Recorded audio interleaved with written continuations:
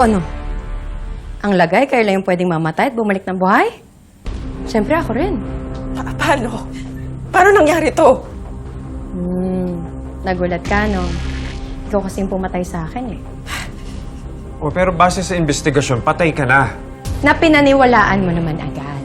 Palibhasa kasi kayo, lahat kayo, yan yung gusto ninyo. Na mamatay ako. Pues sorry kayo. Dahil hindi niyo ako ganon kadali mag-get rid of. Ba't nga ba hindi ka pa mamatay-matay, ha? Ang harsh mo naman sa akin, Jordan. Is that how you treat your wife? Kasal pa rin tayo, remember? Wala nang bisa yung kasal, Len.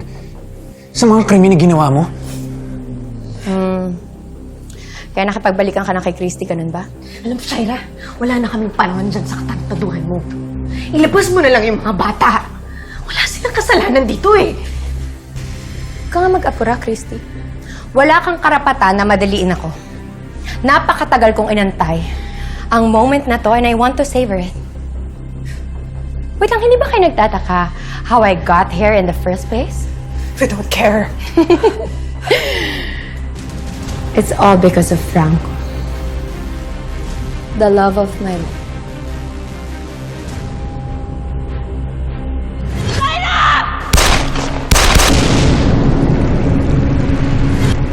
He saved my life. He brought me back to life, both literally and figuratively. He's the reason why I'm here. Ano nangyari? Ano nangyari? Bakit ganyan yung tsura ko? Bakit ganyan yung tsura ko? He was there at my lowest.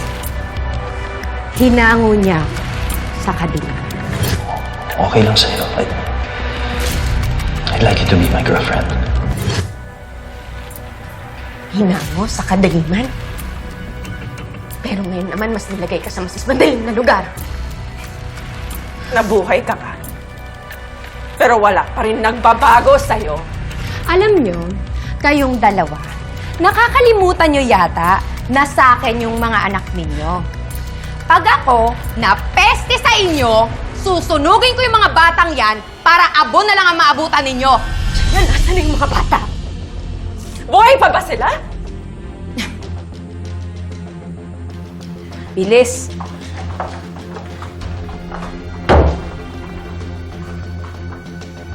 Ano yan? Diba sabi ko sa inyo, pinaghandaan ni Madam Shaira ang gabing to. Kompleto tayo sa props. For presentation. Buhay pa ba sila? Of course, buhay pa sila. Tsaka nasa plano ko na makita niyo sila. Don't worry. That's why I invited you here. Ano? Pinapunta mo kami dito para paglaruan? Ganun ba, Shaira? Ha? Pwede ba, huwag mo na kami paasahin. Nandito kami para sa mga anak namin. Nasaan sila? Masusunod lahat ng gusto ninyo. But you do not call the shots around here. Alam mo, sa pagiging impulsive mo, Jordan, baka lalong lumala lang ang mangyayari ngayong gabi. Leon, ayusin mo nga yung kasama mo. Nakakalimutan mo yata na kapag may ginawa ko kay Tori, damay pati si Billy. Anong gagawin niyo sa amin? Maraming satsat. Pasok! Nababaliw ka ba? Bakit kami papasok dyan? Ano na naman? Gagalitin niyo na naman ako? Gusto niyo talagang gamitin ko to sa inyo?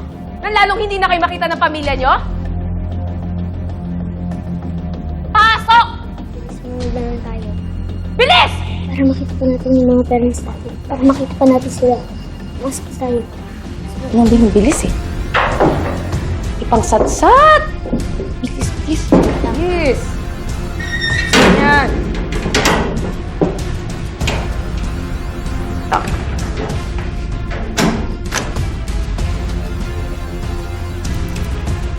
O, diba?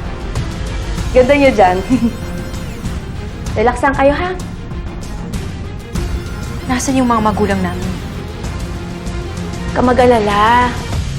Mamaya, may cue si Madam Shaira. Makikita niyo rin sila, kaya kalma lang kayo.